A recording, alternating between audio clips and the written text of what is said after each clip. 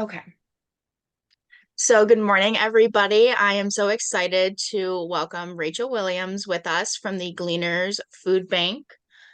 So, Rachel has a master's from the University of Michigan and a bachelor's in sociology and Spanish and culture from the LaSalle University in Philadelphia.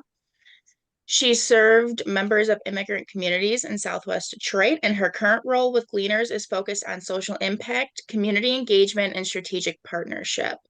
So I'm so excited to welcome her to talk to us today about food insecurity and things that we can do to help out our local communities and even possibly farther. So, Rachel, if you want to pull up your slides, and the floor is yours. Thank you. Good morning, everybody.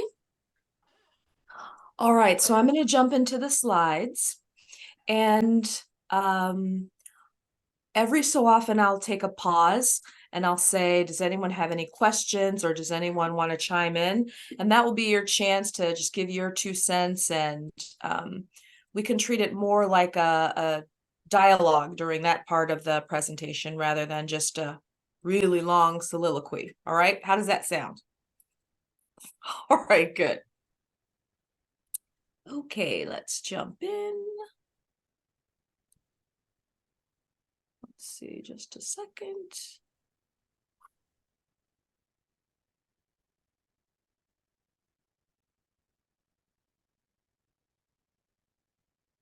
One second.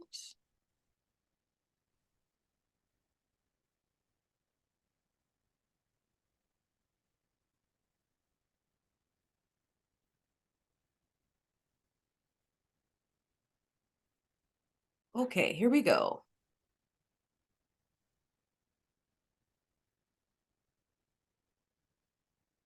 All right, so obviously today we're talking about food insecurity, but I would like to say one thing, and that is we use the term food insecurity, especially around gleaners and other people in the field. But I would like to say that in my years of working in social work and just working from people of all different backgrounds, I can't think of a time when someone who was food insecure expressed their circumstances using those words. A lot of times I hear people using phrases like, struggling to make ends meet or things are rough right now. So I just want to open up our thinking regarding this, that we consider that it might the idea of food insecurity might be even broader if we consider what it really means. Hope you guys are with me. All right, so let's look at the growing problem of food insecurity. So there was a report last year, and it was from the USDA, and the report was part of the Economic Research Service, and it was from data from 2022. So this report came out last fall, and the report said that 1 in 7 people in the United States is living in a household that is struggling with food insecurity. So 1 in 7 people in general, and that means 1 in 5 children. The reason this is such a significant issue is because this is an increase of more than 30 and 40% respectively, talking about people in general and children, from the previous year. And the previous year, 2021, that was a struggle itself. And it was the highest rate and number and the largest one-year increase since 2008. That's a pretty significant jump. We want to think about, what does this mean in Southeast Michigan, and tie in, how does Gleaners factor into all of this? So Gleaners is one of the local food banks. We're not the only food bank in Southeast Michigan, but let's try to think about that in terms of what is the need looking like just in Southeast Michigan. So our data from 2022, this is what Gleaners did in Southeast Michigan. Over 47 million pounds of food just in our 5-county service area. That's Wayne, Oakland, Macomb, Livingston, and Monroe. 47 million pounds, over 100,000 meals per day. We've increased the amount of fresh milk that goes out. More than half a million gallons of milk. 15,000, more than 15 million rather, fresh pounds of produce, pounds of fresh produce. We also depend a lot on our volunteers, 16,000 volunteer shifts. This was just last year alone. So if we think about the need, and if we combine the work of Gleaners, and if you're looking at these numbers, these are significant, are they not? Yes, they are. So if we think about the work that Gleaners did in Southeast Michigan last year, and even if we were to combine all of the work that Forgotten Harvest did last year, well, 2022. Forgotten Harvest is the other local food bank, and they serve Wayne, Oakland, and Macomb. If we were to combine all of that work, this would mean that we're meeting half of the need in terms of the volume of food insecurity. So what does that tell you?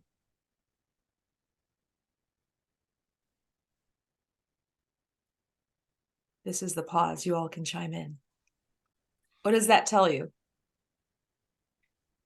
Looks like Danny's got her hand up. Yes. I have two things. One, to answer your question, there's a clear need for like food banks in our communities. There's clearly people that are struggling and are food insecure. And to go off of that, Nick has asked, what are we defining as food insecurity in terms of like some of these statistics? Okay. So food insecurity can mean a range of things. So if we think about it on a spectrum, it can mean everything from I'm hungry right now, I didn't have any food yesterday, today, and I don't know where my meal is coming from tomorrow. That could be what we consider food insecure. But food insecure can also mean my economic circumstances are such that even though I may have had breakfast this morning, I'm just not sure about dinner tonight. It can mean that my family's doing fine right now, but at the end of this month, when I'm trying to pay the bills, there won't be enough for something that my family needs in terms of basic needs. So the security of our food situation from either hour to hour or day to day, or even at the month, it's not a sure thing. Food insecurity also refers to a feeling of nervousness about food. So it's more than just, is there food in my pantry? It's also, it's weird because you're looking at kind of a qualitative and subjective way of looking at it, but it's an unsurety and a nervousness about basic needs, especially food. There's also an element of food insecurity that sometimes we forget, and that is the issue of nutrition in and of itself. This is something we're going to get to later during the conversation, but just because someone has enough calories on their plate, it doesn't mean that they're fully food secure, because food security means full access to nutritious food, access meaning economically and physically. So if you have full access to 2,000 calories a day, that's not the definition, because 2,000 calories a day could come from junk food at the corner store, because not all neighborhoods have physical access to a grocery store. So that's a good question. Any other questions as we Can I move on? just follow up on that, Rachel? Because the reason I asked the question is that we're going to discuss, as I hope we will, how to address or try to lessen some of these problems. What you just described, anywhere from actual hunger, immediate hunger, to concern about being having food at some later date, to food deserts, to all of those different things are when we lump them all into one problem, it's hard for me to figure out or to recommend, say, well, we should do this or that, and it probably is for you as well, because those are all different problems. And because if we don't define the problem, it's hard to try to address it. So I agree. Lumping is sometimes what I do to try to begin to understand something. But as I go along, I can see that this issue, as well as many others, are significantly more intricate and complicated.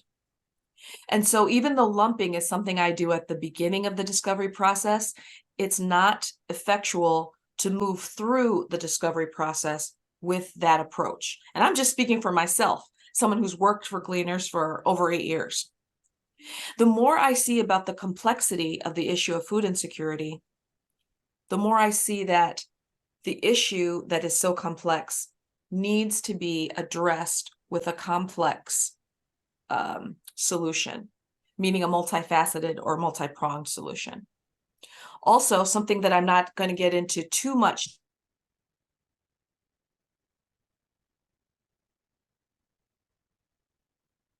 Oh, did she freeze? Did we lose the sound? Oh, gee. Did I come back? Yes. You know, sometimes the internet just likes a little bit of attention. But I was just saying that the issue of food insecurity and having access to nutritious food is not mostly an issue of enough food. It's mostly a logistical or operational issue of this system in and of itself, the infrastructure being strong enough to make offering the food possible and sustainable. So if we look at the food that people need and want, a lot of it's got to be refrigerated. If you look at the places that distribute food, I'm not talking about Gleaners, I'm talking about your local pantries, which we would call a partner agency. A lot of them don't have sufficient refrigeration. So there's enough food. It's just, how do you store it and deliver it in a way that's efficient?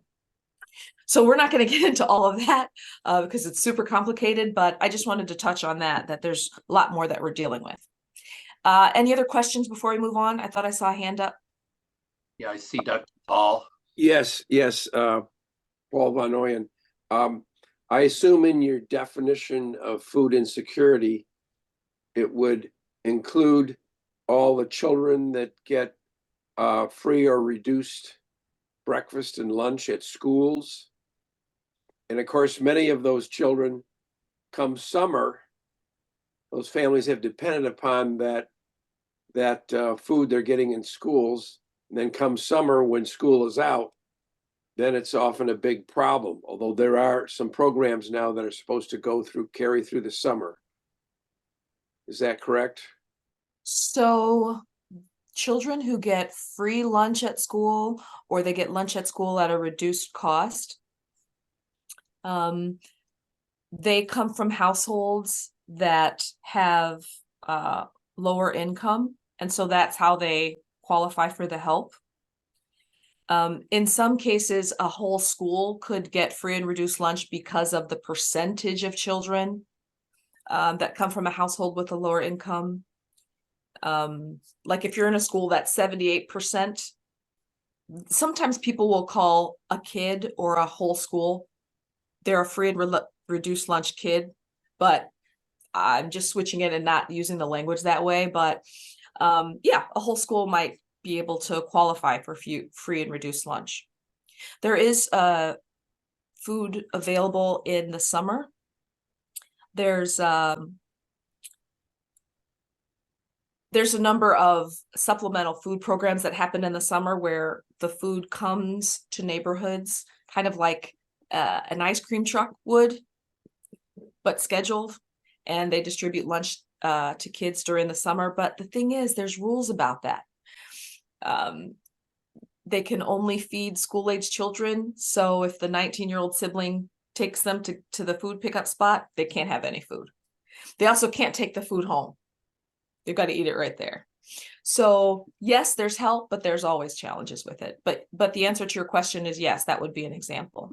And is Gleaners involved with that, or those are government Yes. programs? It's a government program that Gleaners is the local partner for. And yeah, there's food distributed to children all over Southeast Michigan during the summer. And even after school programs as well. Thank you. Sure. All right, I better move on, otherwise Danny will never invite me back. All right. All right, so I use the term struggling to make ends meet. But I want to emphasize that poverty and food insecurity, these are not new things. We're maybe using new terms or have a new perspective, or even since the pandemic, there's maybe heightened awareness or sensitivity about people who might be struggling in various different ways. But poverty and food insecurity aren't new things. We tend to hear people making comments about trade-offs. And when I say trade-offs, I'm talking about the decision that people sometimes have to make. If you have limited resources and you have a bunch of things to do, sometimes the people that we serve say, you know, I've got to decide, do I buy medication for my child that's not covered? Do I pay the utility bill so everybody's warm? Or do I buy groceries? And what kind of choice is that? So by providing access to nutritious food, we can't eliminate the issue of trade-offs, but we can greatly reduce it because of the economic benefit of the groceries that people receive. Sometimes when people are struggling to make ends meet, they have little strategies that can become pretty common. And one of them is making meals stretch. We've all done it. Probably our grandmas did it. We might add water to the soup. We might have spaghetti, but a whole lot of meat doesn't go in there, maybe just a little bit of meat. We might do things like put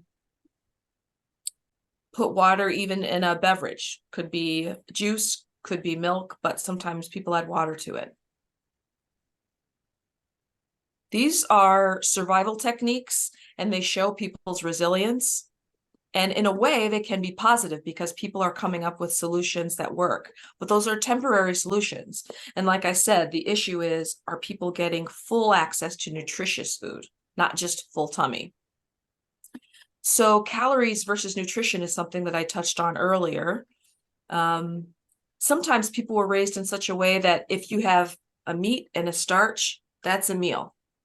The issue with that is that the nutrients that we get through green leafy vegetables, sometimes people who are struggling to make ends meet don't have.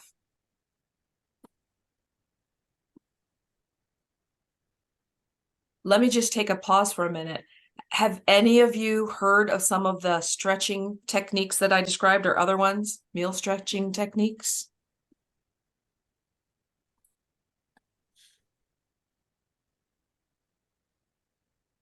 The reason I said everybody's grandma did it is because I'll speak for my grandma. She's just got a way to make everything work. And I don't criticize that, but I do see if people are living like that on a day-to-day basis, that it can be, there can be long-term ramifications for it.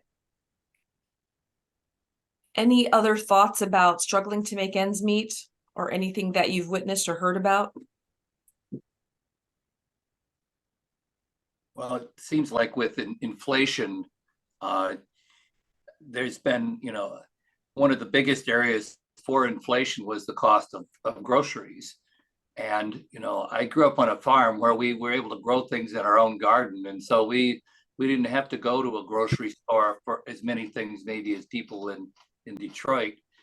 But still, that if you have to get all your food from a grocery store and those prices are going up and up, and if you're a lower income person and just trying to stretch things, then that's another factor in and if you're not eligible for food stamps, or at least you're not yet eligible. Let's say you were laid off from a job, then you not be eligible for food stamps yet. So there's people who are in these low income or poverty situations where they've got to make ends meet. So those are some comments. I mean, you're 1,000% right about inflation. I mean, now when we go to the store and you pick up that pack of chicken and you're like, what? It used to be this much and now it's this much, and it's still only this much food. That's a significant issue. Another thing is that sometimes we forget that people who are struggling to make ends meet, a lot of them are working. A lot of them are two adult households where people are working several part-time jobs or even full-time jobs. Just because you're working full-time, just because you have two adults in the household, does not mean that there's no struggle. We know people are underemployed. It happens all the time. There's another issue relating to food insecurity and struggling to make ends meet that can be invisible to people depending on what your perspective is and just what you've been exposed to. So if you go to the grocery store near you and you pick up that gallon of milk, that gallon of milk will be how much? How much is the gallon of milk at your grocery store?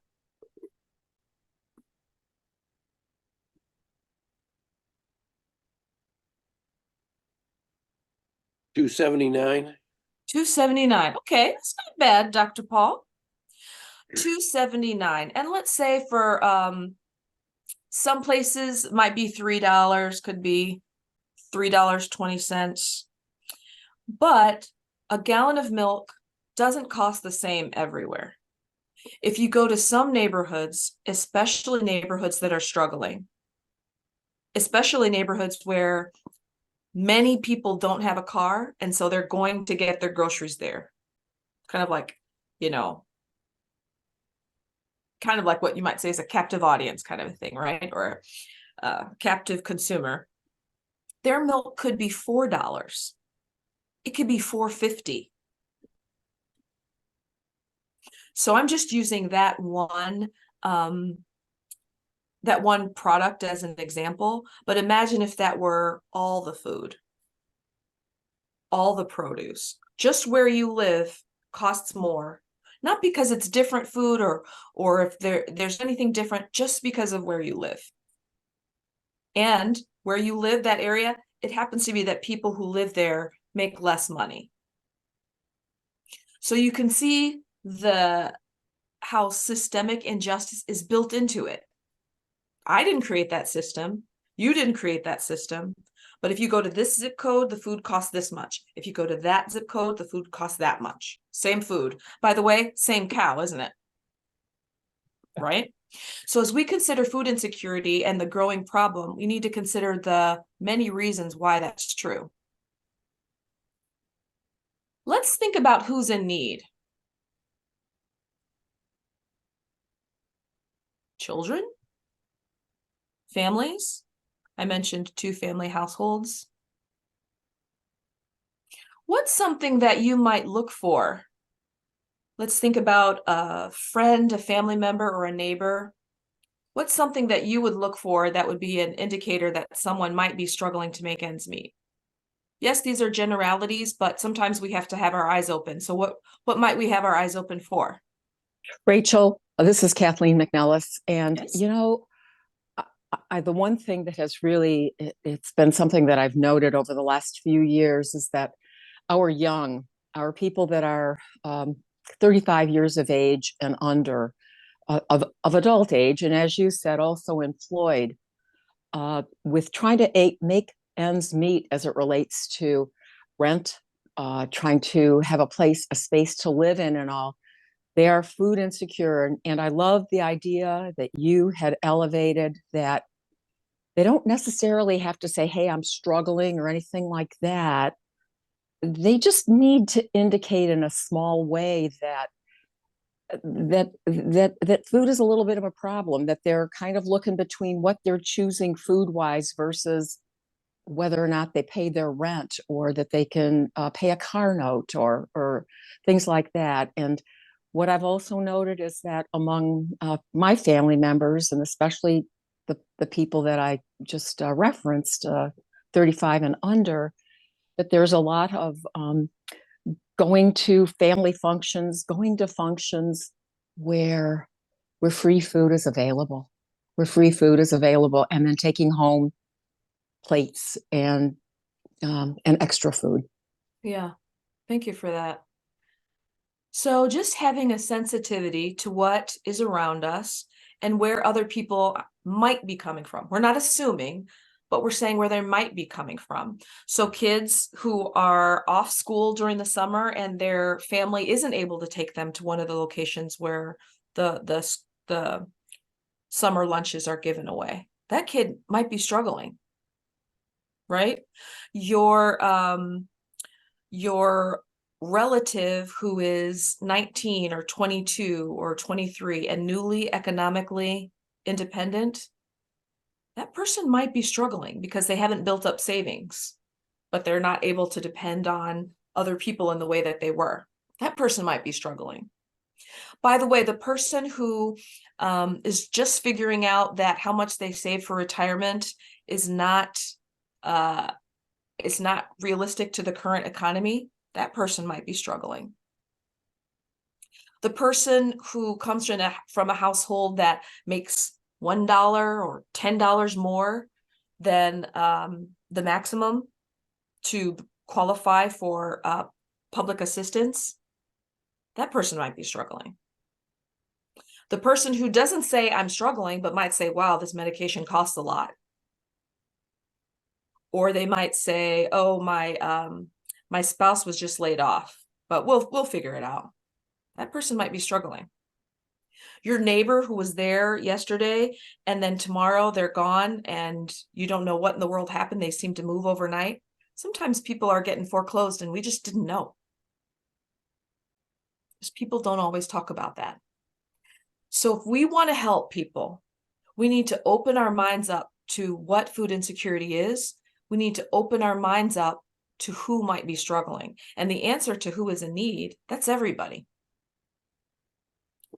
Or rather, it could be anybody. You guys with me?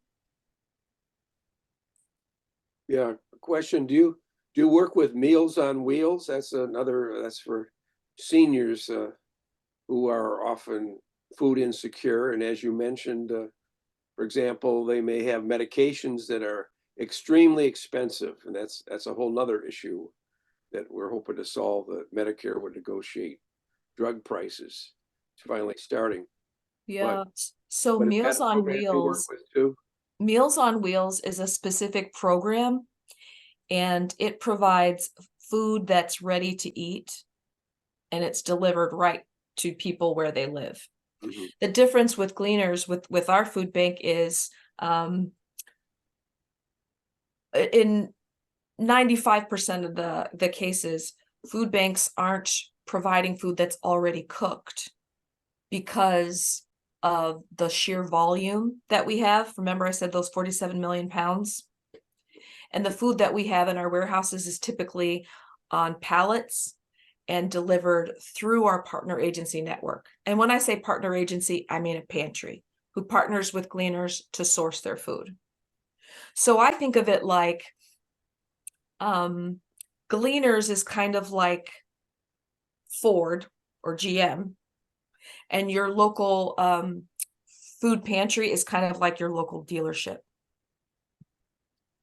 The specific programs that you're talking about, Meals on Wheels, and there are others, by the way, those are administered through other contracts, but they're part of the food safety net, the emergency food safety net, because one program isn't going to do it. One type of entity is not going to do it. We have to have, as we said, a multi-pronged approach. All right, so let's talk about solutions. It's not helpful just to talk about problems for the entire time. Let's think about how we can help. One of the biggest things I think we can do is very practical, is to not make assumptions about who is in need and who is not.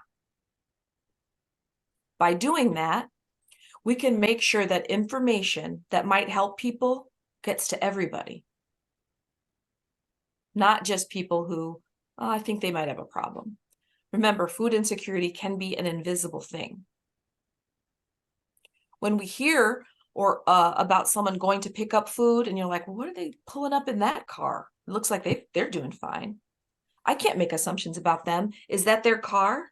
Or did they borrow their brother-in-law's car? That might be their car, but did they get laid off yesterday? We don't know. And so by not making assumptions, we can influence the environment around us. We can handle our words with care. You know what word I've stopped saying? I'll tell you. I've stopped saying poor. The reason I stopped saying poor is because poor, it's a word that describes quality or value. You go to a restaurant, oh, I got poor service. But if you talk about people, well, that person isn't poor. They're living in impoverished circumstances. Even the shift in how we think and the words that we use influence whether someone who's struggling might decide whether or not to accept help. Would you accept help if the words used to describe you were demeaning? It'd be a little bit harder, right? Especially depending on your values. Consider the words that we use. Reach out to friends and neighbors. Instead of saying, hey, how are you doing? Okay, fine. Maybe when you walk up to the fence, when you're talking to your neighbor, maybe actually see how they're doing. And maybe they're doing fine. And maybe the 9 times you ask them they're doing fine, and that 10th time, you have the connection for them to say, you know what? It's hard. I'm struggling right now. And you might have some information that could be useful to them by really listening to people and reaching out to people when there isn't a problem, so that when there is, that relationship is already established. Oh, look at this. Volunteer at your local food bank. Now, I'm not going to say Gleaners, but it could be Gleaners, right? But remember, there's Forgotten Harvest. You could even volunteer at your local food pantry. Find a way to contribute to the solution. Remember I said that Gleaners depended on over 16,000 volunteer hours? It helps. There's not that many people who work for Gleaners, so volunteers play a huge role. Something to keep in mind. Spreading the word about where people can get help. And like I said, doing this in a way that's not limited to just people who you think are struggling or people who outwardly you think something is different about them. Just tell everybody. Say, hey, did you know Gleaners serves all of Southeast Michigan? Did you know that when you go to pick up food, you don't have to prove your income? Did you know that where you go to pick up food, they've got fresh produce, fresh milk? Spread the word. So let's talk about what that looks like. There's a website called PantryNet. It's a Gleaners operated website, and it shows where people can get access to emergency food. The locations are food pantries, mobile distributions. That's just lingo. That just means one of those drive-throughs where you stay in your car and they put the food in your trunk. Okay. Most of these are operated by our local partner agency network, but some of them are operated by Gleaners. I see a raised hand. Go ahead, Dave. Is that you? Yeah, I'm Dave. I'm a longtime volunteer for Gleaners. Excellent. I believe in what you do, but I think it's awfully important to talk about the fact that an awful lot, Gleaners has way more people than they need to help them between Thanksgiving and Christmas. What they need is people 12 months of the year.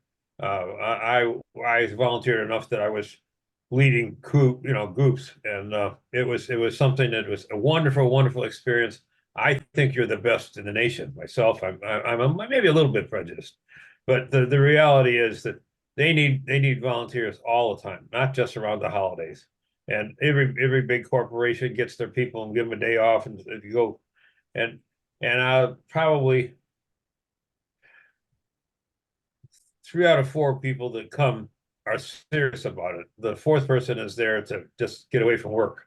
And it's kind of sad that we can't get people recognizing that we need it 12 months of the year. And it's an important thing. And I'm extremely proud of Gleaners.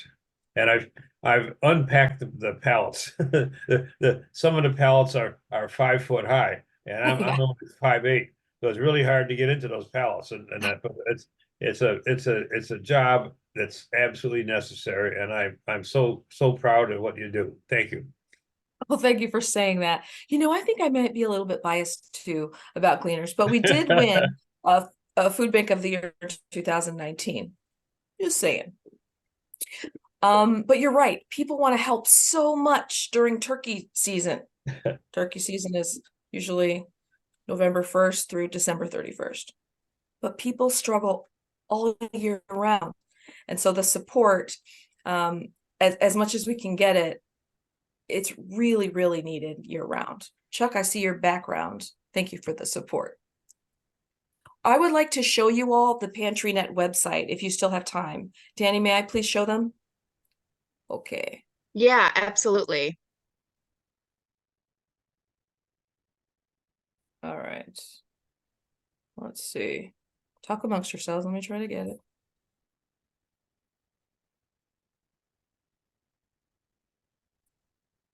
Okay.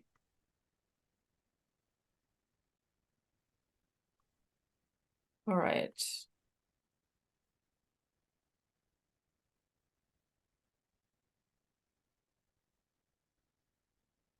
Okay. This is the PantryNet website. Please look at just the sheer number of places where people can get help. So if we choose, let's say you live in zip code 482, let's say 28. We'll find locations within, let's say, just 5 miles of there. Do you see how many there are? And when you click on it, you can see what kind of food distribution it is. See here on the right? See all those, it has the address, the phone number, and the hours. You can even go to the website. You can say, well, I don't want to go over there. I want to go over here. Address, phone number, and the hours. Let's see what might be in the suburbs. 48075. Let's see. Do you see how Oakland County, there's a lot. Now, when it's green like this means it's a drive-through food distribution. We'd call it a mobile.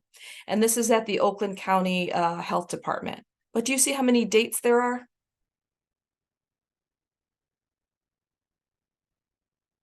That's a lot. Now, not all food distributions are the same.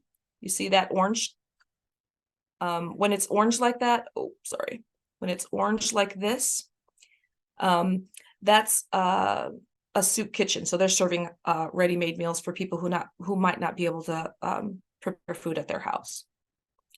A lot of people who can't prepare food at their house, it's not because they're homeless, though some people might not be housed currently. Sometimes it's because they're living temporarily in a motel or something like that. So when I say use the PantryNet website, you can see that I'm not sending you to someplace where it's like, oh, there's nothing there. There's a lot.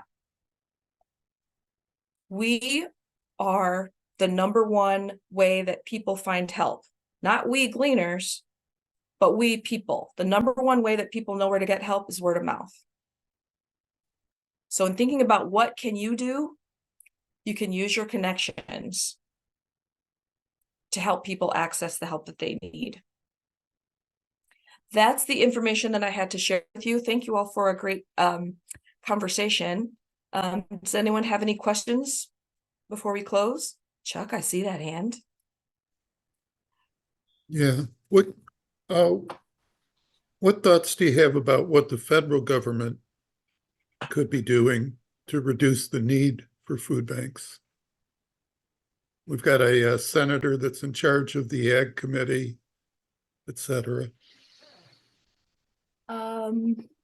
I believe that the things that can be done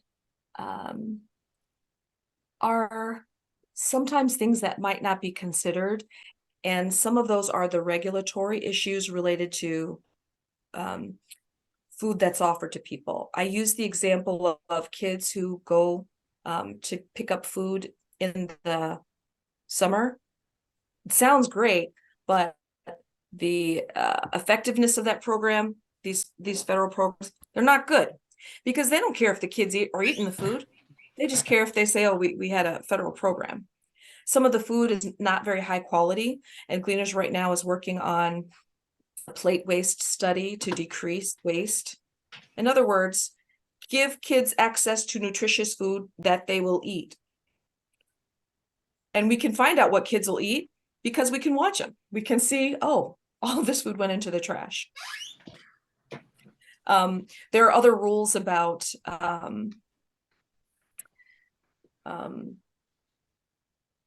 how food is offered that I think should be taken into consideration. At the legislative level here in Michigan, some food goes to waste because there just isn't a system for it.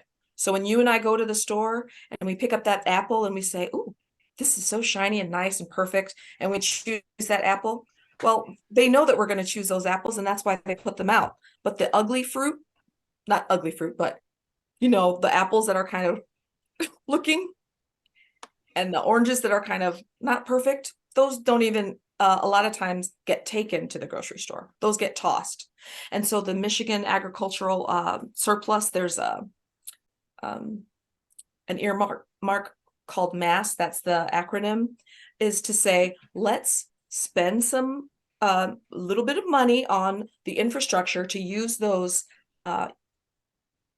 ugly produce or imperfect produce and make sure that food banks can get access to that. An imperfect apple, I don't mean moldy or old or anything like that. I just mean not the shiny perfect ones. Those should be used. And so that's something that's recently been addressed here in Michigan.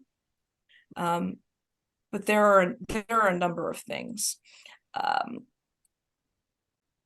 Things about having access to public assistance. The way that it used to be was you have to have this income to get help, but you can't have this much in savings to get help. They want to check and see your savings. So how do you save money to get off of public assistance? You can't. So it's almost as silly, you have to prove you're smart enough for college, but you need to learn. Come on. So I think looking at practical ways, and I mean reasonable. Obviously, we don't. We want to use our resources for people who need it most, but we don't want to force people to be needy to need help. I see, Paul. I'm not saying that I have all the solutions. I'm saying that we have to consider the real life lived experiences of people when we are designing legislation and evolving legislation too. The federal poverty line was made a gajillion years ago. It's not realistic for right now. I'm willing to answer more questions, but I want to make sure that Danny doesn't say, "Oh, I'm never going to ask her back again." So Danny, We still have a few more minutes. Okay. Paul's hand up and also Lon, so maybe in that order they could ask some questions. Sure, thanks. All right, a couple of questions. My church, the Congregational Church of Birmingham United Church of Christ, is involved with the Lighthouse program in Pontiac, based in Pontiac. And they've recently told us that they're having financial problems and they can only afford to give out one bag of groceries to people in need versus they used to give two. Is Gleaners involved with that? Lighthouse of Pontiac is a partner agency of Gleaners, and so they source their food from Gleaners. I don't know the volume or how much food they source from Gleaners, but the partner agency network, each of them has to have a budget. So having a sustainable budget is a really important thing. And you mentioned another group similar to yours, Second Harvest, kind of means Forgotten Harvest. Forgotten Harvest. Maybe there's a Second Harvest too. Well, any rate, it means kind of the same. You know, Gleaners is going through the fields, the Second Harvest.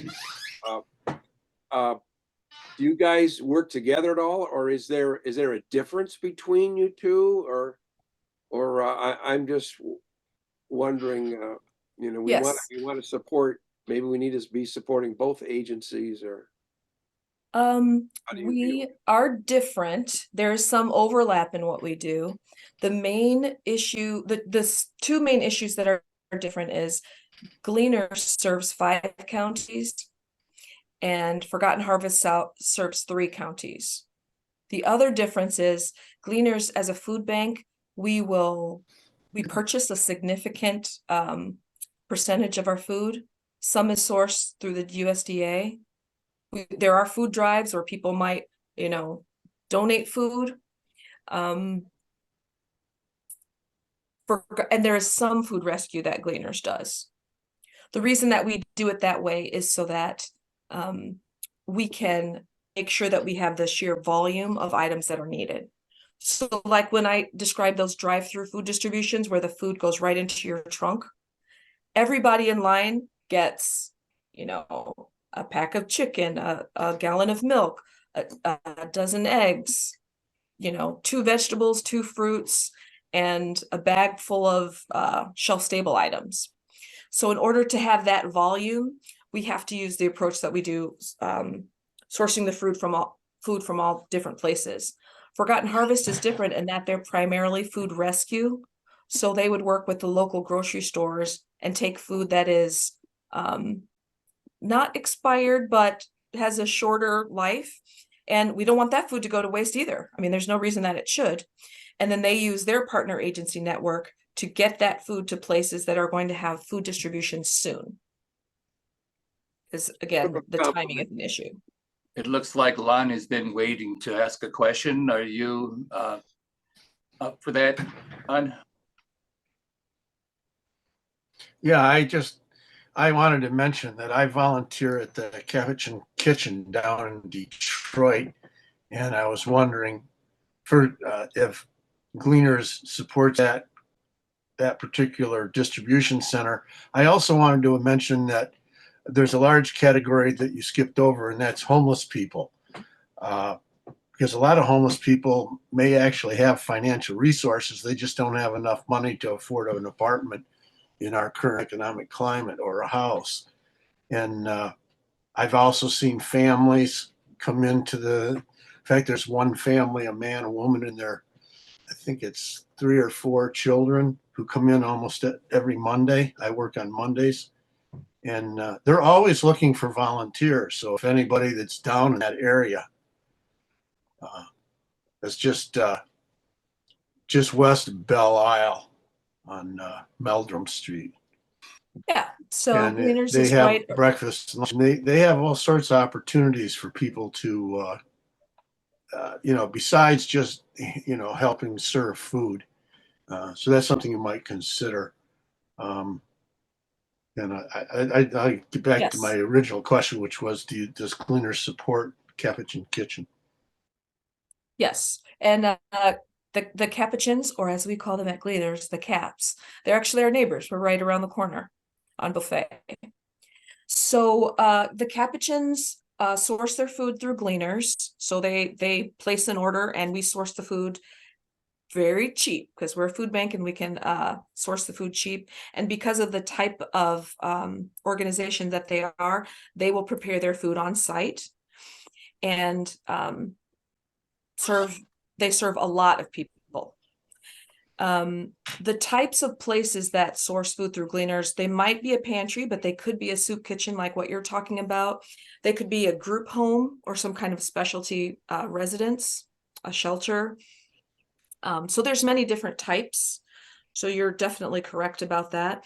And regarding people who don't have a house, a lot of times we think about people who are sleeping on the street at night, but a lot of times it's people who don't have their own home and they're doubled up at somebody else's house.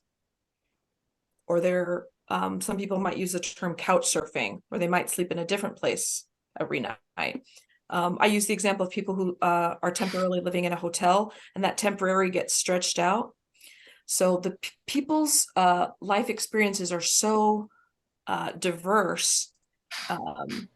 You're right. It's really smart for us to think about the wide range and types of need, because that helps expand our thinking. So yes, and yes. I see Rich got his hand up. Well, first of all, thank you very much, Rachel, and best wishes in your occupation. I may have missed it. Where does Gleaners get its budget? How does Gleaners have the money it has to do what you all do?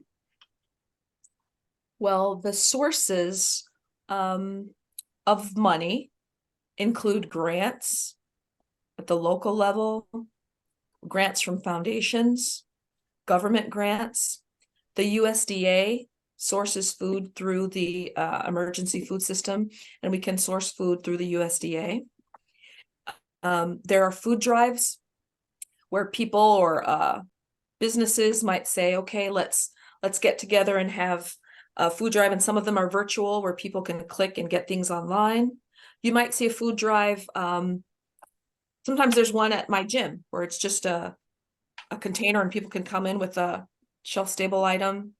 But the top source, you know what, is not any of those. The top source of Gleaners income is individual donors. Yeah, I think because people get it. The way that Gleaners stretches is they run an extremely lean organization. The cheapest way to do the work by working in that way, it makes it possible to reach more people. I'm going to ask a tough question here because I know you're a smart person, and there's a lot of different angles to the whole issue of hunger. Well, thank you for that. I'm ready for this tough question, but I do want to say that when the tough question comes, I might pretend to have internet trouble. Oh, okay. Well, we have some unseemly legislators in the U.S. House of Representatives that are trying to that are willing to shut down the federal government, and there's a lot of crisis negotiations going on with the federal budget. But my question is there a threat out there now with this budget crisis to the what used to be called the food stamps program? In other words, is there some kind of legislative advocacy needed to provide that major source of funding for helping families who depend on food stamps to cover some of their low-income families who depend on food stamps to cover their basic needs? Have you heard anything about that going? Because it's coming up next week, actually, in the next week or two, where there might be some decisions, and they're all in a crisis about the southern border and about what's going on in the war in Gaza. There's a lot of big things going on, but I haven't been able to find anything about what's happening with are there threats to the food stamp program, or is it considered to be just being maintained?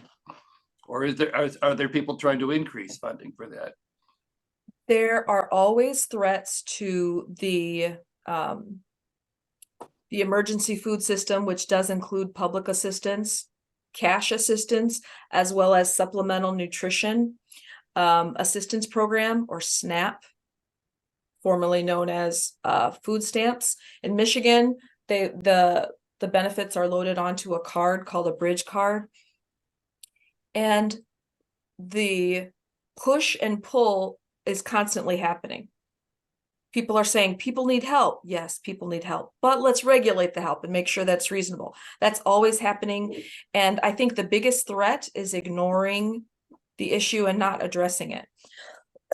Yes, it's a federal program, but it's administered at the state level. So it's important to note what happens at the state level. I think one of the reasons why it will suddenly gain attention is because SNAP, or the EBT, there's rules about it where you can use those benefits. And sometimes I think people get frustrated when the laws change and they find out, wait, people can get help at a fast food restaurant? That doesn't seem right. And so sometimes people will debate about that, and then they'll change and make adjustments to it. The biggest issue that I've seen regarding the food stamps or that bridge card is that people who are seniors typically get between $16 and $19 a month. To Wow. me, that's the biggest issue. I don't know what $16 a month could do for anyone. I think that that's a place for advocacy. Gleaners is under the umbrella of Feeding America, as well as the Michigan Food Bank Council, the Food Bank Council of Michigan. And so they do the advocacy for us at the state and at the federal levels.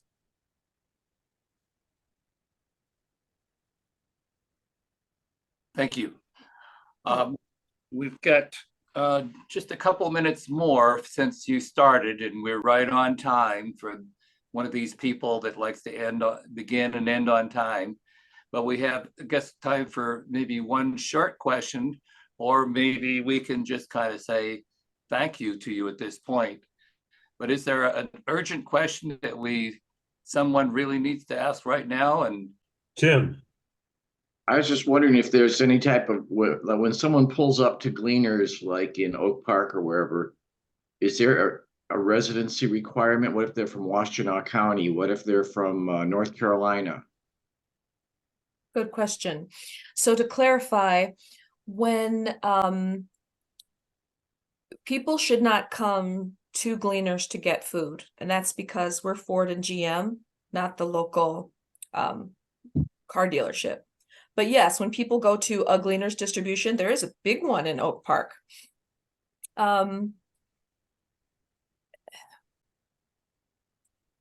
That's a tough question.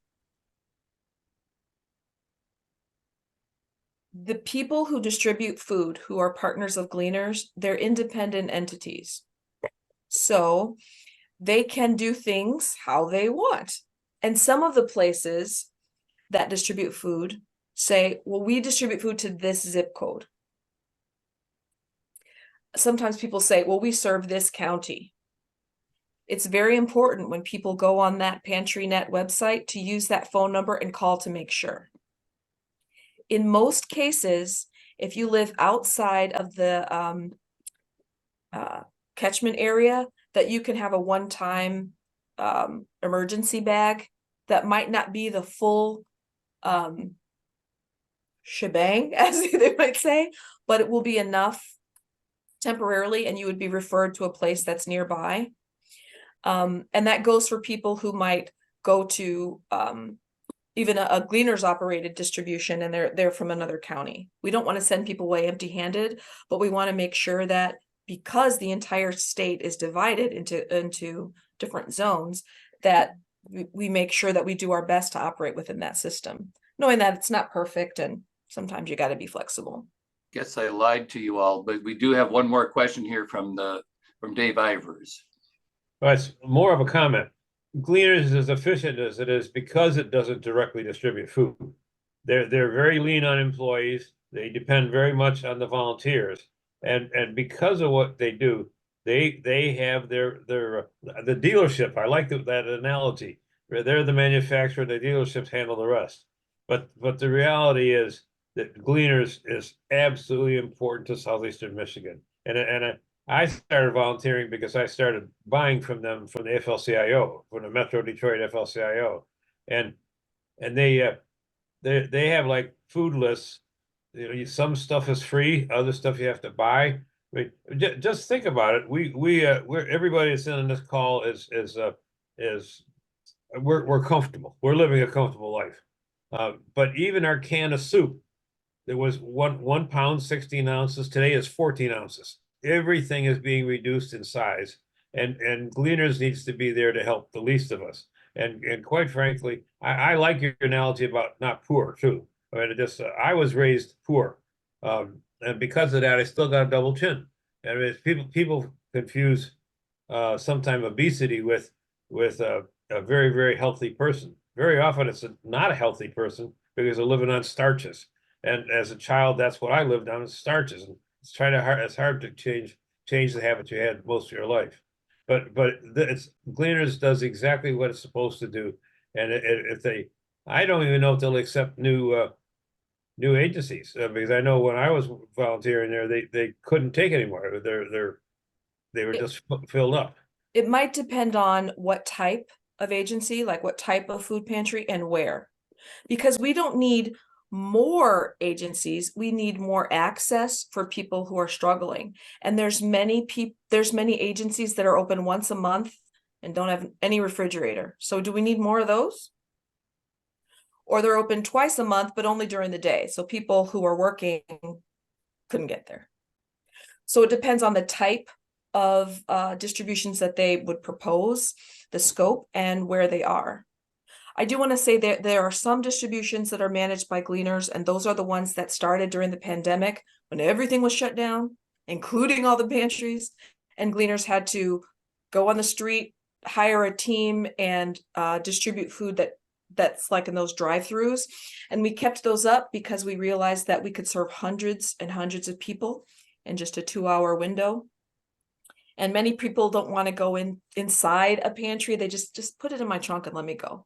So we found that by making sure that food is available in different ways, a shelter, a traditional pantry where you go inside, a drive-through, that we're more likely to reach more people. But those aren't the rule. Usually it is, yeah, the local partner agencies.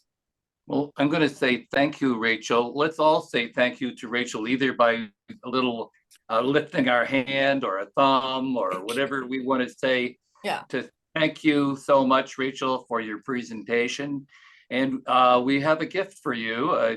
It's a free membership in Gray Panthers of Metro Detroit. So there you go. For your presentation, you have now gotten a membership in our esteemed organization, and want you to feel comfortable at popping in. We'll add you to our email list, and if you so choose, and we will again welcome you to be part of our intergenerational organization. So wow, thank you. I don't think anyone's ever invited me to be a part of their organization. And I like the sweatshirt, by the way, Dr. Paul. That seems to be. We can also send you a Gray Panthers sweatshirt. So I'm almost 1,000% sure I can't accept any sweatshirts, but I do like it.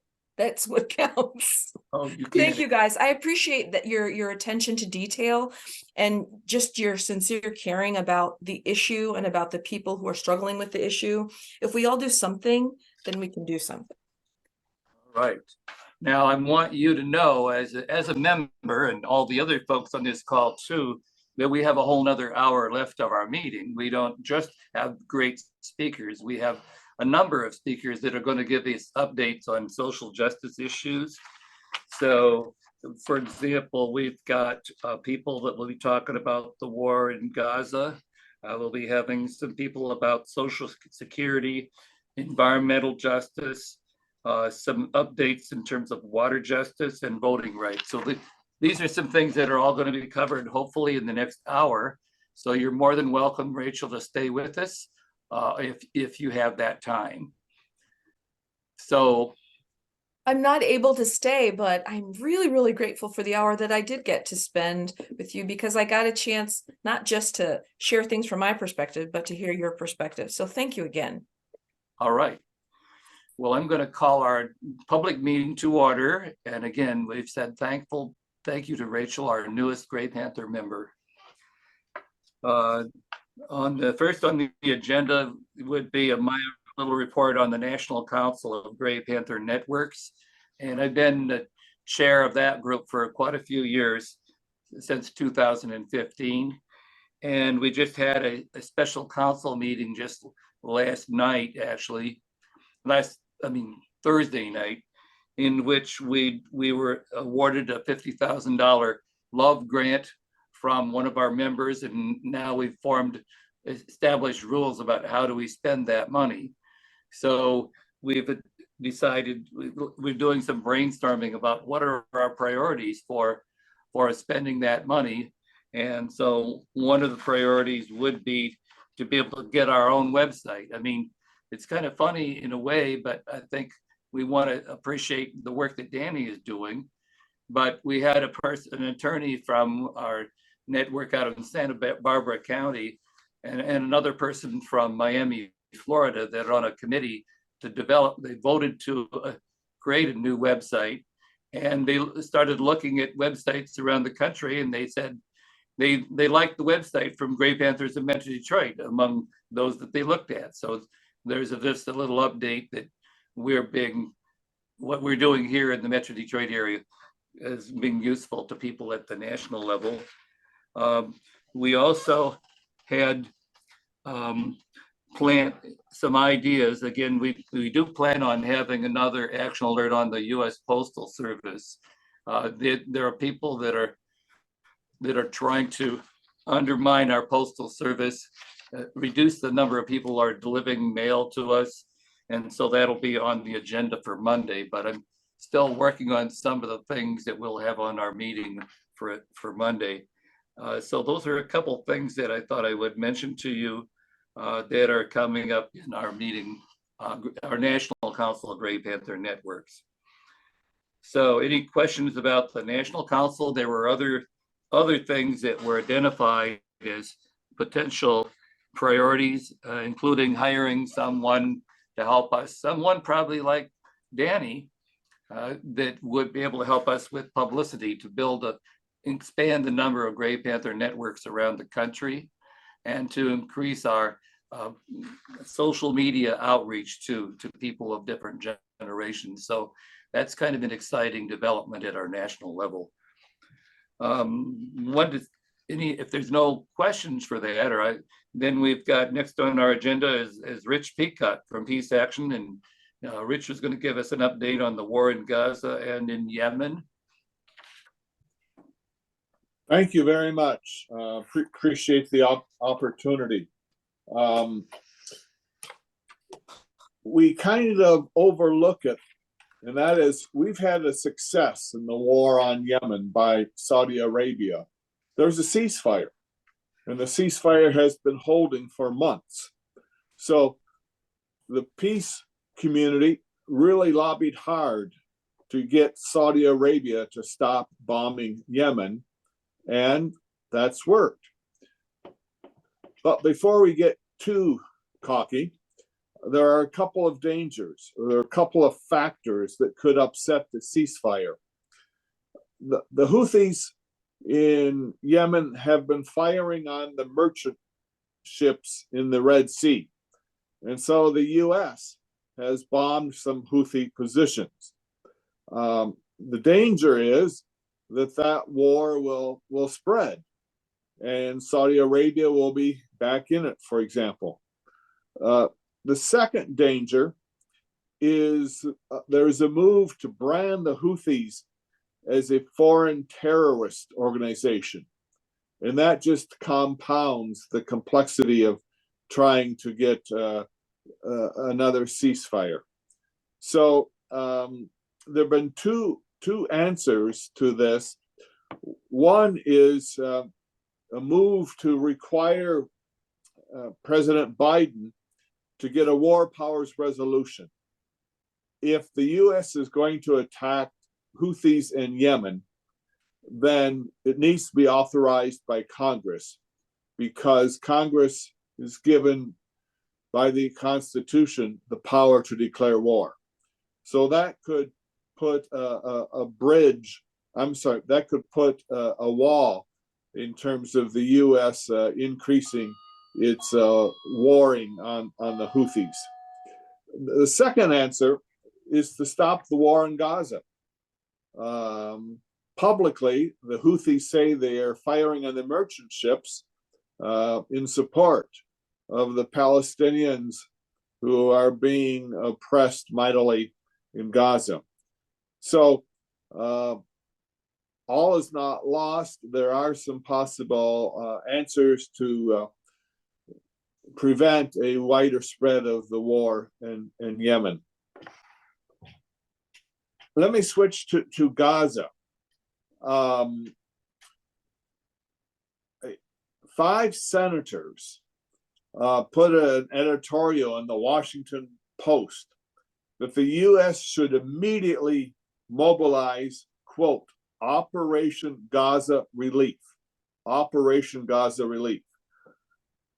3 of the senators are always on the progressive end of things, Jeff Merkley, Elizabeth Warren, and Chris Van Hollen. But a 4th senator is Dick Durbin, who is really a middle-of-the-road Democrat party man. And he's one of the signatures to this opinion piece. So hopefully that's a good sign. So what would a Operation Gaza Relief look like? It would be to dramatically increase the humanitarian aid. And that means the U.S. and allies would fly in to hospitals, food, water, and equipment, and so forth. It means that the U.S. would work on restoring power in hospitals and so forth. There's fuel that's needed for bakeries.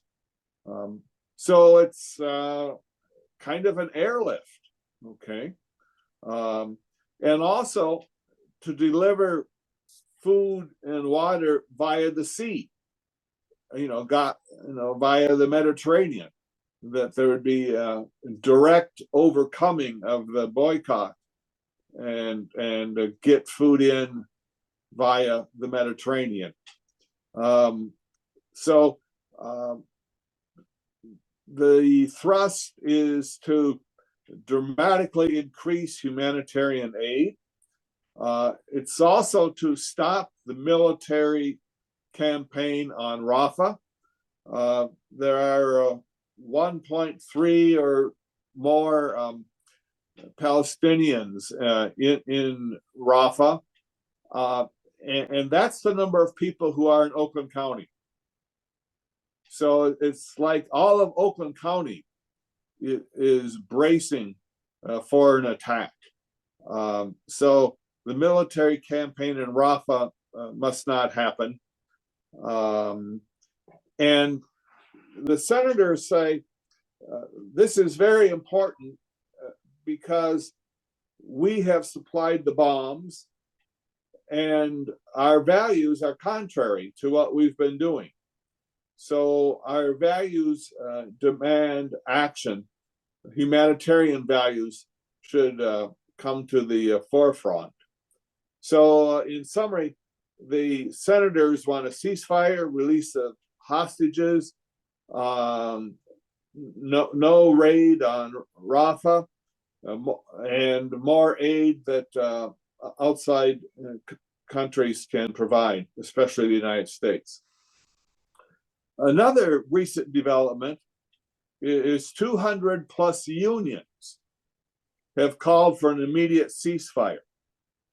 They want a restoration of basic human rights, the immediate release of hostages by Hamas, unimpeded full access for humanitarian aid, and a call for a ceasefire by US President Biden. So the 7 lead unions in this call for an immediate ceasefire, etc., are the UAW, the Postal Workers, the National Education Association, Nurses United, and the United Electrical Workers. So that is a helpful movement coming from 200 plus unions. So the immediate thing that we need to do is to contact our senators. Do everything in your power to pressure the Israeli government to prevent a ground invasion of Rafah. Do everything in your power, Senators Stabenow and Levin, to prevent the Israeli Defense Forces invading Rafah, the southern Gaza city. There's nowhere for the people to go. They can't escape like people in Oakland County could get in a car and escape. So prevent the war on Rafah. And I'll leave you with a picture. I saw a picture online recently of a Palestinian boy who looked like he was 10 years old. He did not look in great shape.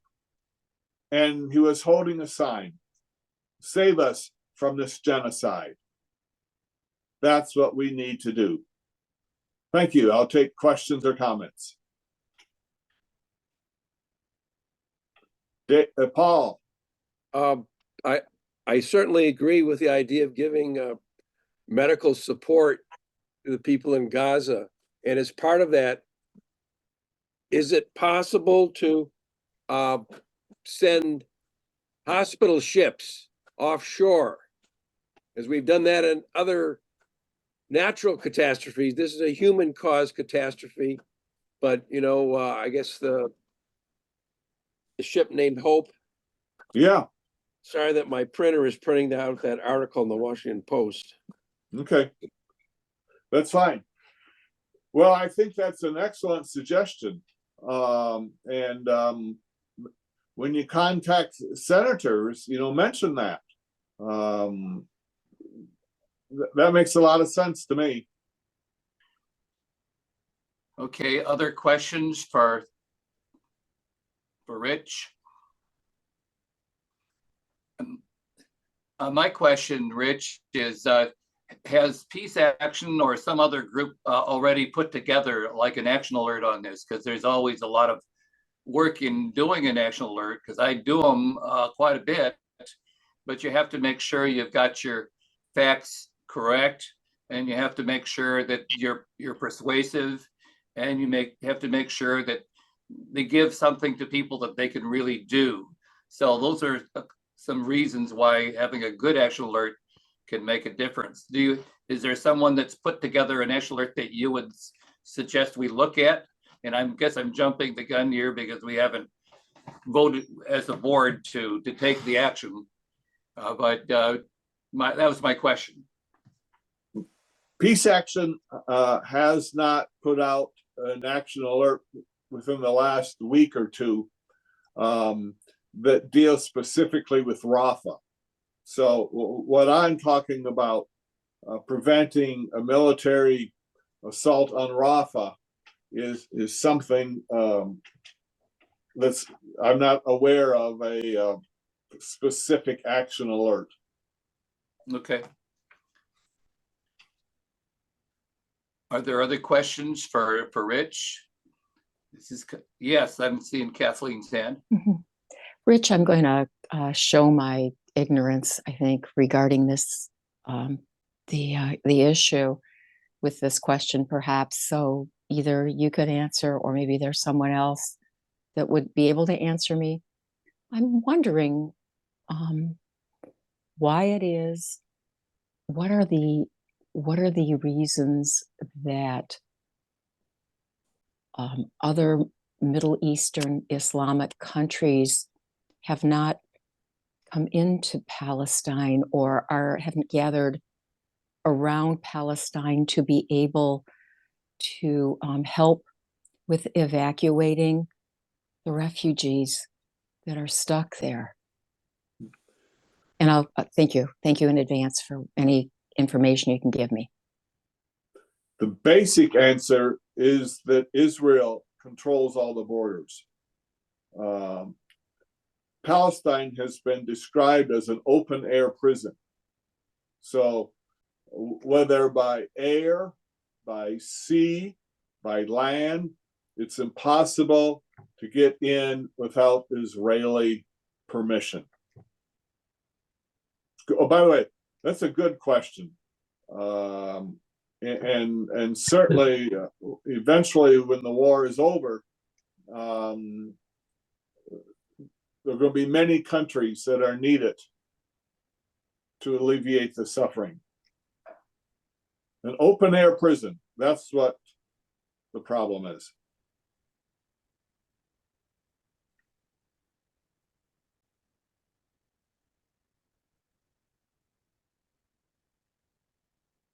Nick has his hand up. I just wanted to say, Richard, there is one border that is not controlled by Israel. It's controlled by Egypt, and that, of course, is Rafah.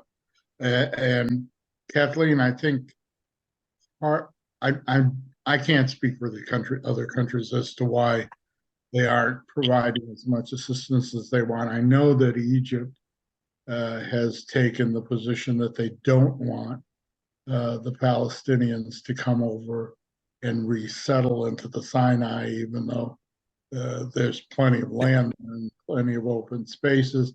But that's partially because of a concern that the Palestinians shouldn't be forced to relocate from their homes as they have been from the north to the south and then to another country. So it gets very complex. I think it's important, at the risk of sounding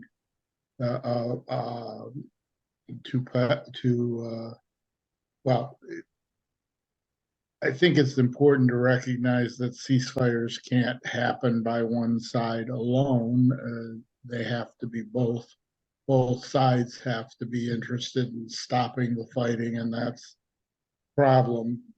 I put a lot of the blame. The Rafah thing, I think, is you're absolutely right on. Netanyahu is being ridiculous in some of these things, and certainly has been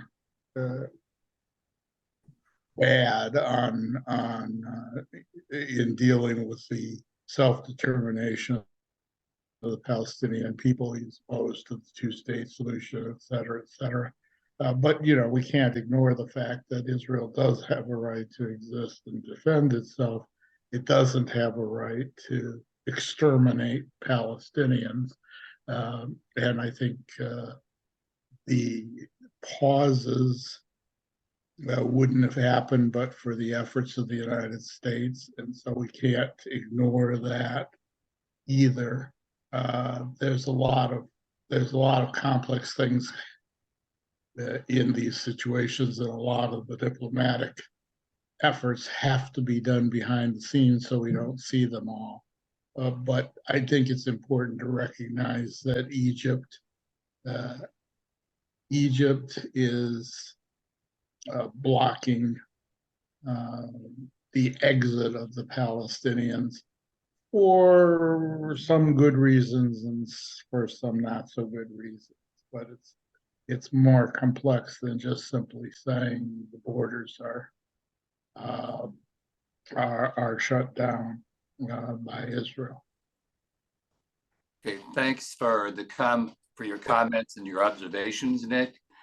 Dr. Paul, and then I'm seeing Dave, and we actually do have a whole 4 or 5 other presentations yet. Right. I would just add to what Nick said that, given the history for the Palestinian people going back to the division in 1948, when many Palestinians were forced out of their homes, they were and were never allowed back. So that is a constant fear of the Palestinian people. Whenever they're forced out from someplace, they're put in refugee camps, and then they can never go back. Their refugee camps become their home.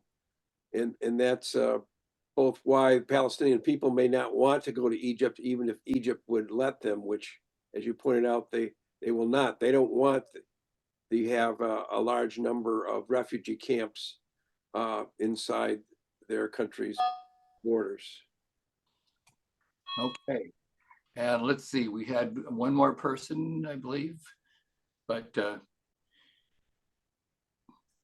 so guess, yeah, I guess my comment is that on the 8 o'clock news this morning, they said that the president spoke for an hour with Netanyahu last night, and that they would not go into Rafah now. And it was really funny. About 2 minutes later on the newscast, they interviewed an Egyptian, an Israeli high official, not Netanyahu, but he denied that there was any rule not to go. So you hear contradictory, in the same news cycle, you hear contradictory information. So you really don't know what's going on. But the thing you have to remember is that Egypt is a military dictatorship. It's not a free country, and they're the military is looking out for what's best for them. And in that same news cycle, they were talking about, it appears from satellite that Egypt is preparing to take in some refugees. How many, we don't know, but the Egyptian society is a society of nothing but AK-47s. I mean, I was blessed to visit there a year ago, and it's not what you think. I mean, there's military in every corner, because they're afraid of, when the Arab Spring came a decade ago, they tried to free themselves, but the military took over, and there's been no freedom there since. well, I'm just going to sort of weigh in by saying that the Gaza war in Gaza is a tremendous moral crisis, and it's a tremendous humanitarian crisis. And we in Gray Panthers will have our opinions, and then there'll be a lot of other forces out there that makes it, like Nick said, very complex. So I'm going to have to move us ahead, knowing that we can't always solve all the solutions, all the problems in the world, but we can at least think about them and express possible ways of taking action. So this time I'm going to move us on to Dave Ivers.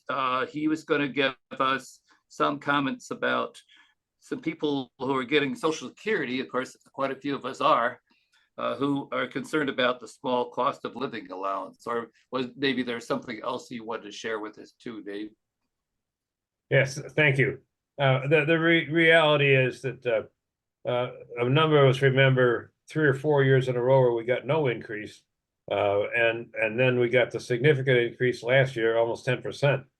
This year it was 3 in beginning of January 1st of 2024, we got a 3.2% increase. And Suzanne Blake, who writes for the one of the advocacy groups for Medicare, Medicaid, wrote an article that talked about the 3.2% increase not being a lot. Her issues are many, but the reality is that the issues that affect senior citizens are more direct, and affect us higher. The actual cost of meals. We in the previous hour we heard about how much the food's gone up and things. And they said that they did a survey. They did a survey of 400 senior citizens, 65 years and older, and 60%, 62% of the people surveyed said they were very unhappy with the 3.2%, and almost half said that they were going to start looking for a job. They were going to start looking for a job. Yeah, so there's a lot to it. The healthcare for us, for seniors, and I think most of us here are blessed to have a pretty good healthcare coverage, but there's an awful lot of seniors, if not a majority of seniors, that don't have really good healthcare. They depend on Medicare, and that 20% can keep getting higher and higher and higher, and then they fight with, you don't want to pay that. So we're affected by more than the average person. But the reality to me is that the 3.2 isn't enough. But as this old fart, I'm pretty comfortable with 3.2, so I'm not going to argue too much personally. But the reality is I'm getting a significant Social Security. There are people on Social Security that are getting, I think the average Social Security payment today is like $1,400. So it's not as if people are getting rich on Social Security, even at 3.2 or even the 9.7 it was last year. The reality is that we're getting squeezed more and more. But going back to the last hour, we had a society that I grew up in, that I was part of until about 15 years ago, where people really believed that we had to have a safety net. People really believed we had to take care of each other. Today, there isn't that feeling at all. I got mine, screw you. And that is what there's two parties, and that one party, I can't mention any names, but who they look for is themselves. That's all. And they publicly voice that. In fact, their leader encourages it. So we have a society that's splintered today like never before. And I don't mean to be, I know I'm preaching to the choir. But the reality of the 3.2 increase is just a reflection on what society is today. I got mine, you screw you. And that unfortunately is becoming the thing. I will, at the end of my thing here, my ranting is done. I believe that the younger generation is not going to fall for this stuff. I think the younger people are going to stand up and say enough is enough. We got to take care of the least of us. That's my report. Thanks. Thank you so much, Dave. And got time for one more question because we still have all these other great things to talk about in 20 minutes ahead of us of this meeting. But Paul? I'll make this quick. Dave, when we talk about inflation, often we use the consumer price index, but for seniors, isn't there a senior price index, which is supposed to account for higher costs for seniors for things like exorbitant price of drugs, which are, seniors use more drugs and so forth, medical care in general. And for Social Security, what do they use? Any senior price index or whatever the actual name for it is? They do not. They make the assumptions that it's a 40-year-old family. Yes. I think they use a family of 2.5 or something like that. So it's not us at all. And that's reflected. Even the over-the-counter drugs that we buy. We older people tend to buy a lot more of that. So it's went up tremendously. So yeah, we're getting hosed. But like I say, I advocate for this young lady that wrote, what's her name, Suzanne Blake. But at the same time, I'm not going to go out and picket for more than 3.2. Yeah, I mean, I think it's something that I'm blessed, and I happen to have had a union job all my life and made a good living. But the reality is that there are a hell of a lot of people. I mean, I look around at everybody here. We're comfortable. We're able to give of ourselves and participate in this Saturday morning thing. There are other people that are probably just getting up because they didn't have a reason to get up and don't have the funds that we have. So Yeah. we have to take care of the least of us. And to me, that's what my faith teaches me. Thanks. Well, and I agree with that, and I think, but that's a good point for lobbying, that we should lobby for the senior price index That's a for- good.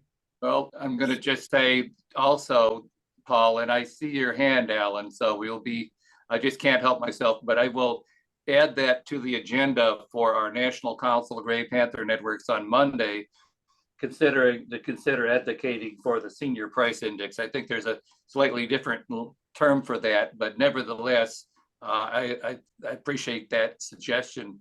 Alan Haber, you're muted, but and you're one of our friends from the Ann Arbor area. What would you like to share after you're unmuted? I unmuted. Okay, There you here I go. am. There you go. Oh, all right. Well, the one thing I wanted to say, in somewhat personal terms, and my father, William Haber, when he was a student at the University of Wisconsin, was the designer of the first Social Security Act in Wisconsin with Robert La Follette then as governor. And that became the model for the New Deal Social Security Act, of which he was also one of the writers. And I was privileged to be at the 50th anniversary reunion of the people who designed the Social Security system. That was in 1985. And the universal feeling among them, while it was certainly under attack, was that the system was basically sound. What was needed was a shift in the level at which taxation was imposed upon incomes. And with very little taxation at the upper levels of income, the system was always going to be in short supply. But the also the poverty levels calculation of what is really poverty, and I did some work on this, have no actual relation to the costs in this senior living standard is a good idea. The actual costs that people have to put out to live in this society and be socially integrated in any way whatsoever. It's a very rough calculation, and we need to see what really is the cost of living in a decent way in this society, as well as raising up the level at which the taxes are imposed on income to fund the Social Security system, that the least of us be supported as well as the more affluent. That's what I wanted to say. My dad would be very happy for this conversation. Yeah, well, thank you, Alan. And just so you know that Gray Panthers, going back for a long, long time, is taking the position of what they call lift the cap. Higher income people don't have to pay taxes on Social Security after maybe 130,000 or 140,000. I'm not quite sure the number, but that's always been our position, that wealthy people should be paying their fair share into the system rather than just having to stop paying in at a certain moderate level. So that's all part of the solution that Gray Panthers have always supported. I'm going to move us ahead here because we've got a person that's been on the call who's been very patient with us, Fred Miller, and he's with the Sierra Club. And I so appreciate that Fred comes on to our calls and will give us updates on what's going on with the Sierra Club, but even more than the Sierra Club, it's what's going on with environmental justice. So, Fred? Yeah, thank you, Randy. Yeah, I'll try to make this quick. I have basically three things I wanted to go over a little bit with you. One is upcoming legislative fights for this year. Another is an anti-renewable energy ballot measure to watch out for. And the third are some upcoming events and meetings that you might want to know about. Last year, the legislature took some steps forward on renewable energy, cutting greenhouse gas emissions in the electrical energy field, bringing us finally into, some people calculate, into the top 10 of states with programs to cut greenhouse gas emissions in the production of electricity. We were unhappy with a few aspects of it, but basically it was a positive step forward.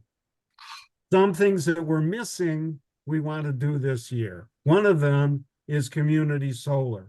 The opportunity of people who can't afford to put solar on their roofs or don't have roofs, apartment dwellers, condo dwellers, to take part in community efforts to have solar energy, which is mostly right now can easily be blocked by the utilities which don't like it because it takes control away from them.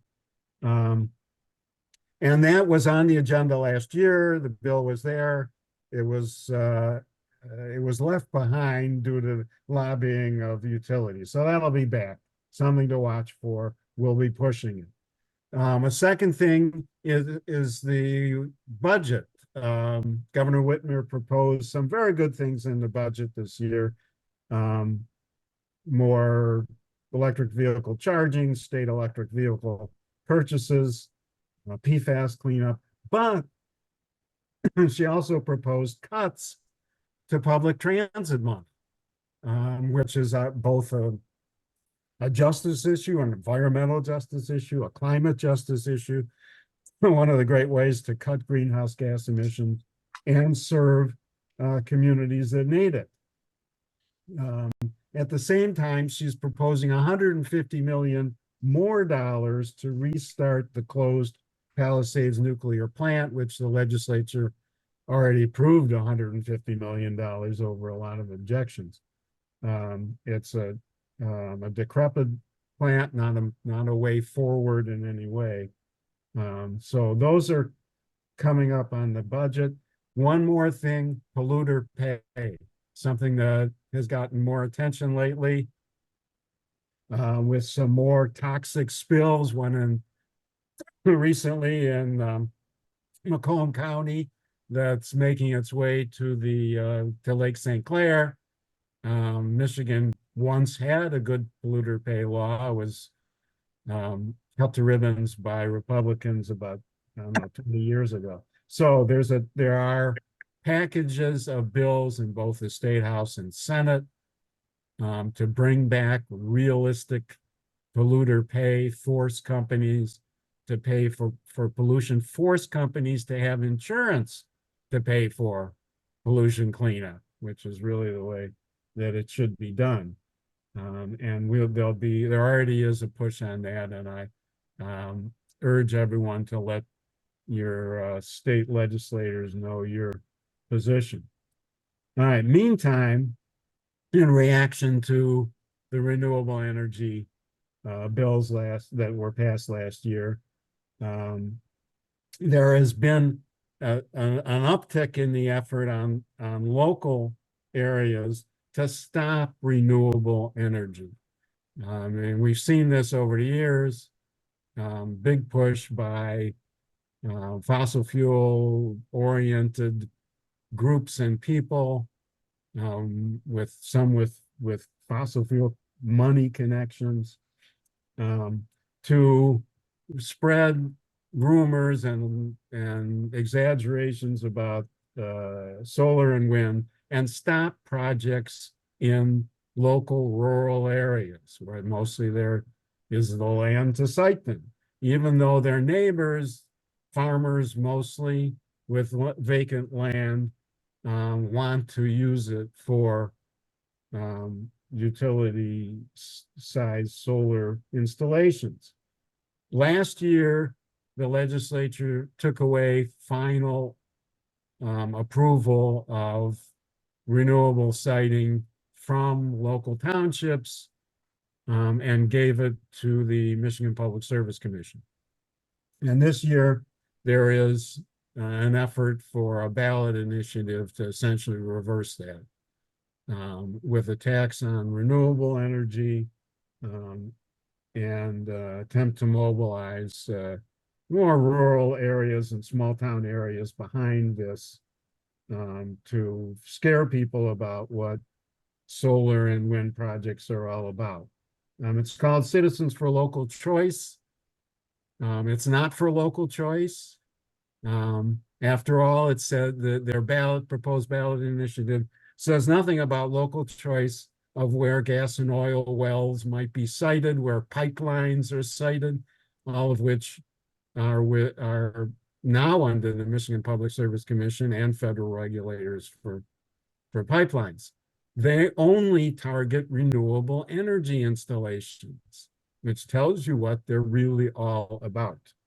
And it's coming likely to areas near you. I know they're coming to with a meeting in Clarkston, I think next week, public meeting to push this. And we'll see it particularly in northern Oakland County, northern many parts of Macomb County probably, and elsewhere in the region. So something to watch out for and understand and let people know what it's really all about. All right, couple of events. There's a movie that's called Good Trouble at Bad River. And it's about line in part anyway. It's about a Saginaw or a Superior Chippewa band in northern Wisconsin, bordering Lake Superior, the Bad River Band, and their efforts to preserve their land, preserve Lake Superior, and stop Line 5, which goes right through their land and close to Lake Superior and threatens the Bad River, which pours into Lake Superior. They have won last year the initial court battle to force Line 5 to be closed on their land in 3 years. That's being appealed. They've been part of, along with many tribal groups, the Line 5 fight for years now. The movie is a documentary which will open at the AMC theaters in Sterling Heights and some other areas on March 15th, something to look for. And it really highlights an important fight and an important group of people. Earth Day is coming up, April 22nd. Again, there'll be in Oakland County, something that the Sierra Club and the coalition we work with in Oakland County, Turn Oakland County Green, is again working on at the Royal Oak Farmers Market on Saturday, April 20th, from 3 to 7, March Rally and Climate Action Fair. And anyone who would like to work on that can let me know. I'll put my email in the chat in a minute. Clean Energy Town Halls, the Michigan League of Conservation Voters is holding them to highlight last year's passages of clean energy bills and explain them and have local legislators who worked on them talk about them. The next one they're doing is in Wyandotte on February 26th at for anybody in that area at the Bacon Memorial Library. And the local Sierra Club Southeast Michigan group is working to establish its own climate team. We're having a meeting on next Tuesday at the Birmingham Unitarian Church, or by Zoom. And again, if you're interested in that, I think there are a couple of people on this call who are, I think, already signed up to come. But I'll put my email in the chat, or you can contact me in the chat, and I'll give you more details. That's it. Thank you, Randy. Yeah, Fred, I know you said you're going to put things in the chat, but there's so many good things about events coming up. I was wondering if we might be able to have that information shared with Danny Foster. Danny helps us out in a direct way by posting events on our Gray Panthers Hello, Danny. events calendar. So instead of letting all the wonderful things you're doing just slip by us, if you can forward those events over to Danny, do you want to give your email, Danny, in the chat or something so Fred can have that? So that we try to be able to do, in addition to talking about Gray Panther issues, we're posting events that are other justice groups are doing. So maybe that's one other way we can help with what you're trying to do. Absolutely. Okay, great. Any quick questions for Fred? It's really a systematic presentation there, Fred. I thank you very much. Okay.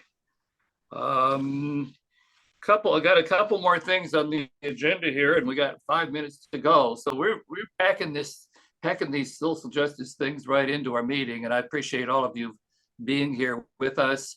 I hadn't So I'm going to say hello to Carolyn Ludwig, who I've known for many years, and you joined us on the call this morning. And of course, saying hello to Alan Aber from our Ann Arbor area. But we have something else that the Gray Panthers and I've been working on for many years is water affordability. And it's just like having access to food. If people don't have access to water, they can't afford water. They might have their water shut off. And that it's happened in not just in Detroit, but happened into people in the suburbs and low income people throughout the whole state. If they can't pay their water bills, or if their landlord doesn't pay their water bills, then they're in serious trouble. They may have to, they have their child taken away from them if they don't bathe and keep their child, or if they don't have water for that child to drink. So water affordability is a big deal. I'm part of a coalition with the People's Water Board, and they have something coming up on March 2nd. So there's and I can send this out to you all too, but there's an event coming at the UAW Local 228 on Saturday, March 2nd. So that's not too far off it, and which that they'll be having kind of what they call a lunch and learn. So you get a free meal, and you'll get to hear about what's the update on water affordability legislation. So they've been working on this for years, but this is kind of like a crisis point, because up in Macomb County, there are people that just want to undermine this whole effort to make water more affordable to people. So this is going to be Saturday, March 2nd, 11 a.m. to 2. Paul Von Oyen and I are both involved with this kind of thing, so we could send something out to the board or to our great. For doing a follow-up to this meeting, we could share a flyer about that if some of our people could know about it. Any questions about the March 2nd lunch and learn about statewide water affordability legislation? Well, look at that. You know, we covered it's a whole nother campaign that I've been involved with for about 10 years or so. So another thing that quite a few Gray Panthers care about is voting. And so this month, there on February 27th, which is the last Tuesday of this month, there will be what they call a presidential primary. So there'll be an election at the last Tuesday of this month. It was moved up from previous dates. So that it's an opportunity to vote for who you think should be president of the United States. It's only those folks that are nominated by the Democratic Party or by the Republican Party. And then there are some folks that are also have been included on that ballot. But I'm involved with a group that's called Michigan Voices, and they're kind of a regional group that's trying to mobilize volunteers. It's not just simply to get people to vote, but the concern here is protecting the elections. There are people that would like to go to these elections and stir up trouble, some bad actor type people. And so if people don't want people to vote, and they don't believe in obeying the rules when somebody wins an election, and it's verifiable that that election should stand. So this is an effort. I've recruited people from 10 to be poll watchers or poll monitors in 10 different communities around the state, but 9 communities. I'm looking for another person that might be willing to do that in your community. And so I did send actually this flyer to all the people on the board. So those of you who are board members, you will have information about this event coming up here on March 2nd. But we also, I sent some information about, it's a campaign for election protection. And so you've gotten, as board members, you have a copy of that description of what we're going to do, either to work with local clerks to make sure that elections are done fairly And we're working as an ally with the clerks, not to try to undermine the work they're doing. So is there anyone that has questions about that work? Good work. So yeah, I'm going to be doing some other, I have a statewide organization with Unitarians. So we've got, my national denomination has offered us a grant for $10,000 for us to do statewide get out the vote activities. And that will be coming up here later in the summer. So voting is kind of a big deal for me right now, but I wanted you to know there'll be opportunities for you all, not just to vote, but also to protect the elections. If I, So, yeah. Randy, just to give an update on some of the things that are happening. As Kathleen mentioned, today is the first day of early voting for that presidential primary. As a result, Michigan has actually gone way out ahead of a lot of other states. We've heard a lot of efforts at voter suppression around the country, and there has been, but in Michigan, thanks to our ability to do direct democracy through the amendment of the Constitution, and voters, not politicians, is one of the groups involved in some of the others that have amended the Constitution to provide for a great deal of additional ability to vote, like paid drop box. Absentee voters are now cost free. That is, there's money that will pay for the return postage even on absentee ballots, or you can drop them off in drop boxes. There's a guaranteed number of drop boxes that are going on.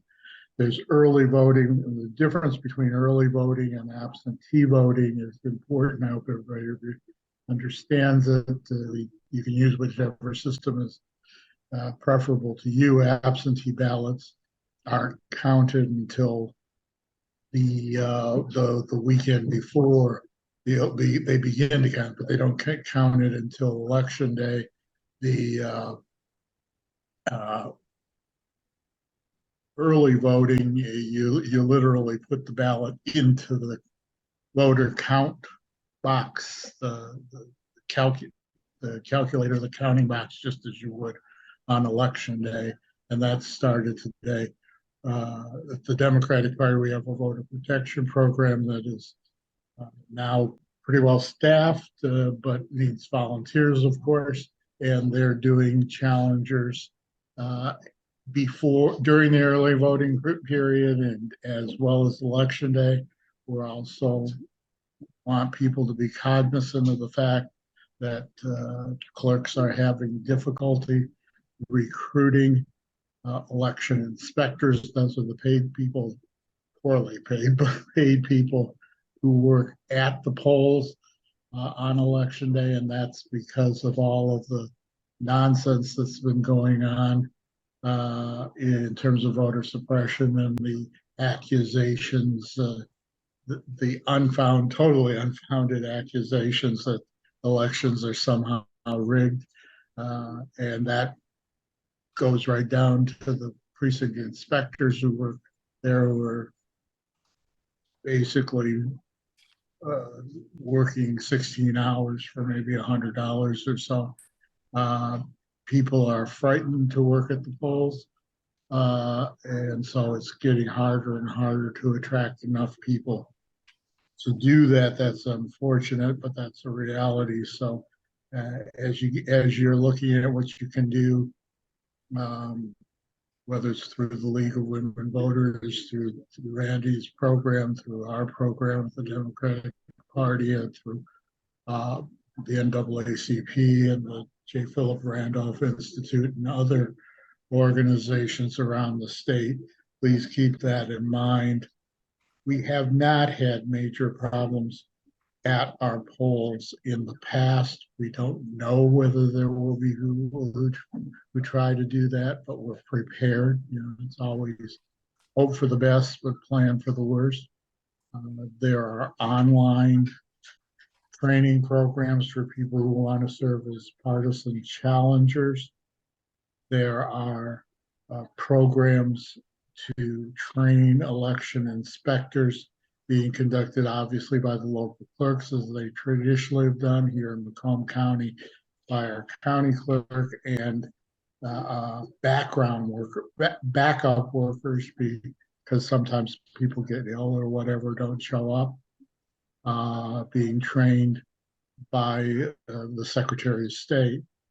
So we have the benefit in this state of having an extremely secure election process and a very proactive Secretary of State working on this, as well as voter protection, number of voter protection programs from a number of different organizations. So just to let you know, as I said, the voting has begun in the presidential primary. We no longer have a 1-day presidential primary, but a 9-day. Every election is a 9 days prior to election day. So be ready to vote whenever you can, but be sure to vote. That's all I have. Thank you so much, Nick. And I see Mary Jo's hand up. Yeah, I couldn't do the reaction. I don't know why. Yeah, that was great. And I just want to remind people, if you still have your absentee ballot application with you, don't forget on the right top corner is where you check to say, I always want to get my absentee ballot. And also, if you did ask for a ballot and you got it in the mail, you can take it to early voting and actually put it in the tabulator, or you can do that on election day. So that's kind of neat. And what was the other? Oh, and then somewhat related, but don't forget that we've got 2 more sessions for redistricting. I think it's on the 21st and 22nd. I'm not sure, but you can go on MICRC website and find out, because even though they're physically going to be held in 2 places in Detroit, you can zoom into the call and make statements about what plan you like. And I don't know if your group has, endorsed a plan or not. A lot of people seem to be talking about Motown Sound. Thank you. Thank you, Mary Jo.